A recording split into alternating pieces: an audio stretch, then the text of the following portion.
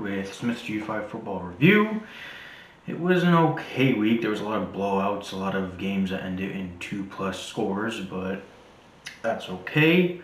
I have a new camera and I cannot figure out how to get it straight or even, so if it's crooked, my bad. Anyways, we'll get right into it. The week started with South Alabama at Georgia Southern. Both teams played very good. Both defenses did a good job of forcing the other team in third and long situations and whatnot. At times, South Alabama had their run game really going, but they never really fully stuck with it. They never continued to run the ball or anything. They ended up with only 64 rushing yards. The play action for Georgia Southern was very, very effective. In a lot of instances, they ran at perfect times, perfect situations. So good play calling for Georgia Southern. So South Alabama quarterback Desmond Trotter played terrific. 20 for 27, 200 yards, two touchdowns, no interceptions. Honestly, if not for a drop pass, they probably would have won the game. But he scrambled out, he threw it. It ended in the guy's hands, and the guy just did not come down with it. I mean, it was a little bit of a tough catch, but if it's in your hands, you gotta catch it, I suppose. Sharwards did throw an interception, but like I said, he ran that play action to perfection almost. He also had 91 yards on 14 carries. Georgia Southern running back Wesley Kennedy, the third, had 13 carries for 91 yards and 2 touchdowns. So he's their star player and certainly helped them get this win here. Georgia Southern, again, good coaching because they did a good job of keeping South Alabama guessing where he was going. They had a few option plays where he was up the middle, a few option plays he went outside. They had a few times where he lined up at quarterback. So they did a good job of getting their star player the ball in different ways and keeping South Alabama's team guessing where he was going. Georgia State got the win, 24-17. Next game is Colorado State at Fresno State. Colorado State struggled on third down, went 4 for 15, 1 for 4 on fourth downs, so they really couldn't get the ball moving much. Fresno moved the ball much better than them. They went 10 for 18 on third downs and 2 for 2 on fourth downs. I said in my predictions Jake Haener needed to play much better quarterback for Fresno State than he did last week, and he most certainly did. He went 22 out of 32, 311 yards, 3 touchdowns, and no interceptions. Fresno State running back Ronnie Rivers also had a pretty good game. He totaled in 164 yards between running the ball and receiving, and he also had 3 touchdowns.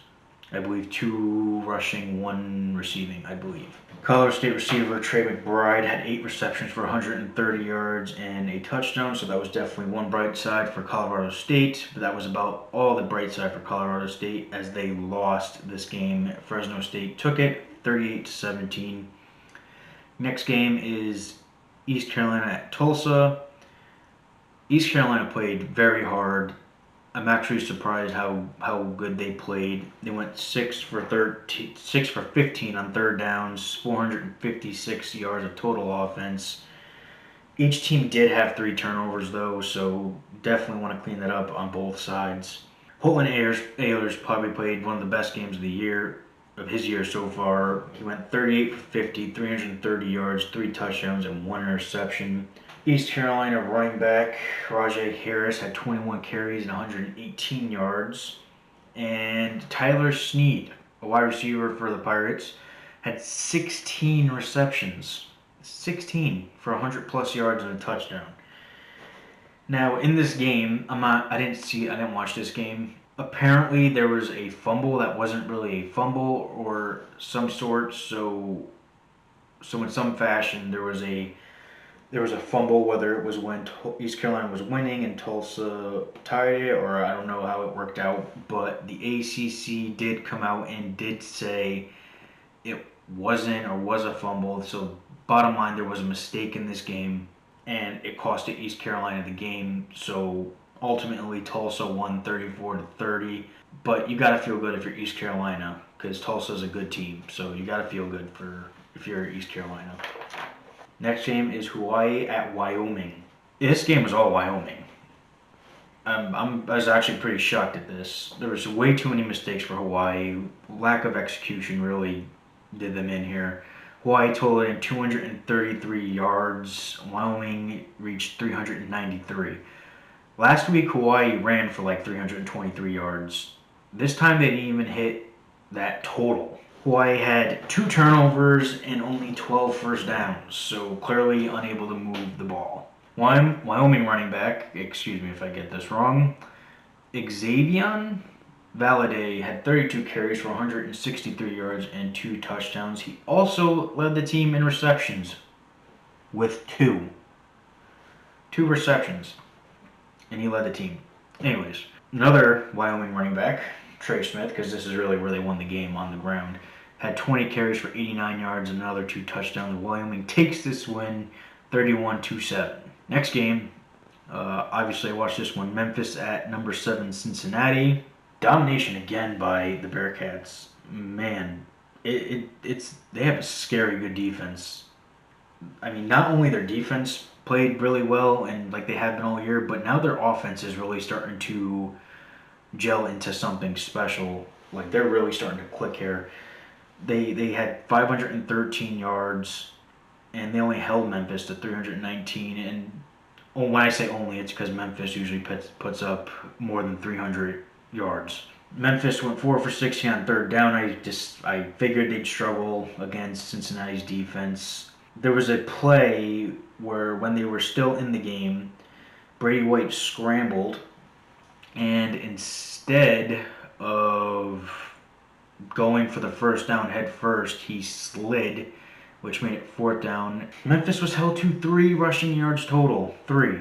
Desmond Ridder had another brilliant day. Like I said, he's really starting to gel.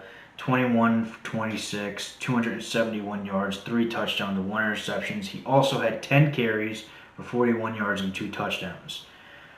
Jerome Ford had his own day at 9 carries, 116 yards, and 2 touchdowns. Cincinnati is serious with the loss of Oklahoma State. They should really be considered to be in the top 5 next week. Cincinnati wins 49-10. Next game is Carolina at Georgia State. Yikes. This game was ugly. This was a beatdown. I mean, Coastal Carolina, they totaled in 530 yards. They only gave up 106 yards, and they only allowed 5 first downs. They held the ball for 41 plus minutes. I don't know how much to say. Georgia State quarterback Cornelius Brown struggled, went 6 for 10, 30 yards, no touchdowns, and an interception. Grayson McCall came back 18 out of 24, 254 yards, 4 touchdowns, no interceptions. I mean, the biggest fight Georgia State gave in this game was when the guy punched the Grayson McCall. So 51-0, easy for Coastal Carolina here. Next game is UTSA at Florida Atlantic. UTSA, they got a lot of people hurt. They were outmanned definitely in this game. UTSA, again, didn't really lean on Sincere McCormick. I think he only had the ball 16 times or 13 to 16 times or something like that. Instead, they had the quarterback run 14 times. Those 14 carries should have probably went to McCormick. They didn't. Florida Atlantic quarterback Nick Tronti went 11 for 19, 136 yards and 1 touchdown. So we managed the game efficiently while their defense really took over. Florida Atlantic got the win 24-3. Next game is Temple at Tulane. Temple's offense couldn't get going. They totaled in 222 yards of offense, while Tulane dropped 504 on them. Tulane did have 3 turnovers, but Temple didn't capitalize on any of them. They punted after all 3 turnovers. So that's a recipe for disaster. Even after Tulane missed a field goal, they had a Temple ended up punting. They couldn't even capitalize on a missed field goal. 7 different players ran the ball for Tulane. I said the running game was Tulane's strength. They had 47 carries combined, 284 yards, 6 yards per carry, and 2 touchdowns. Majority of those carries and yards came from Amari Jones, Cameron Carroll, and Michael Pratt. Final of this game, Tulane 38, Temple 3. Next game is UCF at Houston. UCF went up 23-7 at the half. Houston just started to get back into it, and then UCF really stepped on the gas again. Houston had 2 turnovers, which certainly didn't help. UCF again racked in 681 yards of offense. Houston themselves did have 434, but UCF's offense is just next level. Dylan Gabriel, per usual, played good. But the story for this game was UCF's running backs in the running game in this. Otis Anderson and Greg McCray, they combined for 32 carries, 277 yards, and 2 touchdowns. Plus, Montavious Thompson, another running back, also had 8 carries for 87 yards and a touchdown. So UCF ran away with this one, 44-21. Next game is Rice at Southern Mississippi. Rice played really well. I expected this game to be closer, but Rice, good on them. They forced 3 turnovers. They gave up 269 yards to Southern Miss. For Southern Miss, that's a recipe for disaster when you already have a bad defense, but your offense can't even move the ball now. So Rice's offense complemented their defense with 412 yards of offense. They had 11 more first downs than Southern Miss. They held the ball for 13 minutes and 44 seconds more. Rice quarterback Mike Collins went 12 for 17, 233 yards, 4 touchdowns. Rice wide receiver Austin Trammell had 7 receptions, 143 yards, and 3 touchdowns, which gave Rice the win, 30-6. Next game is Troy at Arkansas State. This was a game I expected to be close and a good one. Didn't really end up that way. Troy was just the better team in this. Troy totaled in 487 yards of offense, 419 of those through the air. Even without Gunnar Watson, their backup quarterback, Jacob Free, played very, very well. He went 33 for 45, 419 yards, 2 touchdowns, no interceptions. He outplayed both of Arkansas State's experienced quarterbacks. Logan Bonner and Lane Hatcher, they combined 28 for 49, 271 yards, and 2 touchdowns.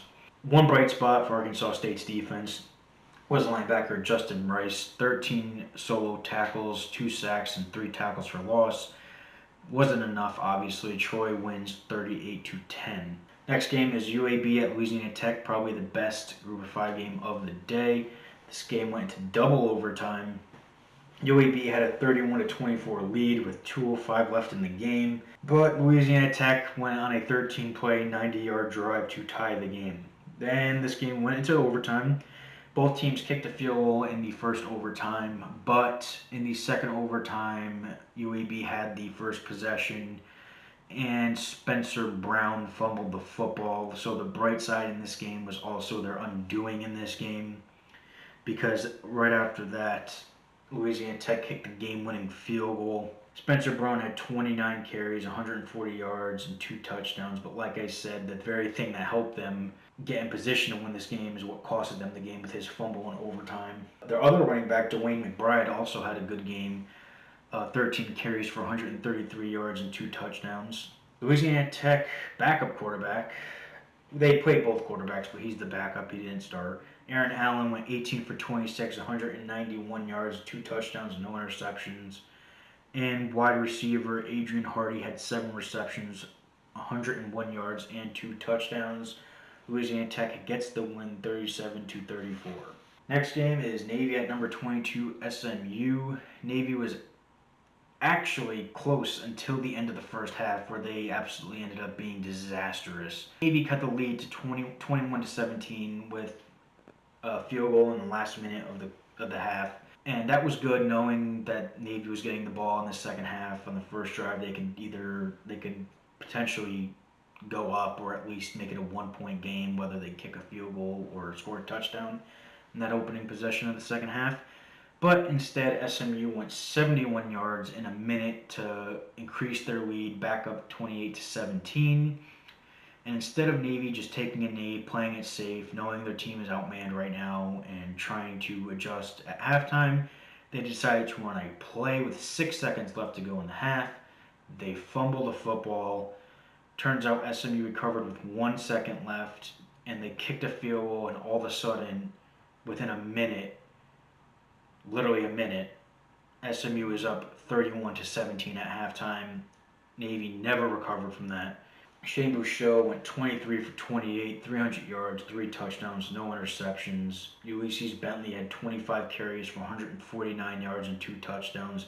He also had 68 yards receiving on 4 receptions. And their other running back, Tyler Levine, also had 2 touchdowns, 74 yards on just 5 carries. SMU picks up the win 51-37. Next game is Louisiana at Texas State. Texas State opened this game ugly with 2 interceptions, so most certainly didn't help them in this game, but they did settle down afterwards.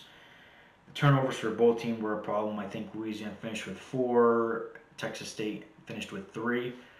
Texas State's defense couldn't get a grip in this game. They allowed 614 yards. Texas State running back Brock Sturgis was definitely a bright spot at 17 carries for 128 yards and 2 touchdowns. And Louisiana running back Trey Regas had 19 carries for 131 yards and 3 touchdowns. So definitely a good day for him. Louisiana gets the win by 10, 44-34. Next game is San Diego State at Utah State. Defensive battle through the first half. It would have been 10-0 if not for a great scramble and throw by Utah State at the end of the half. But then Utah State's defense just crumbled and their offense turned the ball over 3 times.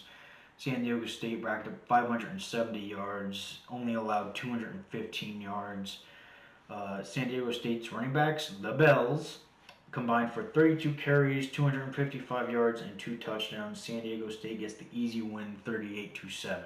Next game we'll talk about is Appalachian State at UL Monroe. I said there was nothing much to watch here, and it pretty much went exactly how I thought.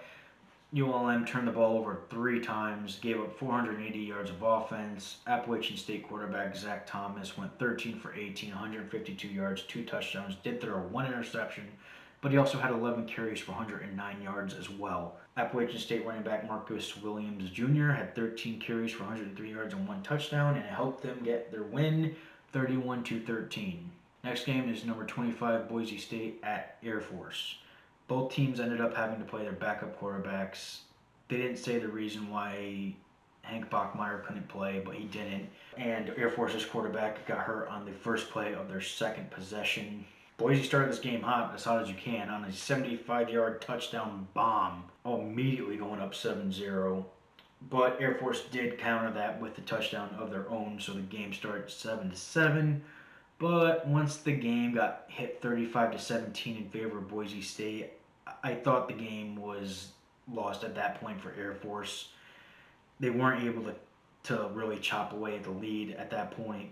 Air Force rushed for 415 yards and passed for 69, so their offense played well.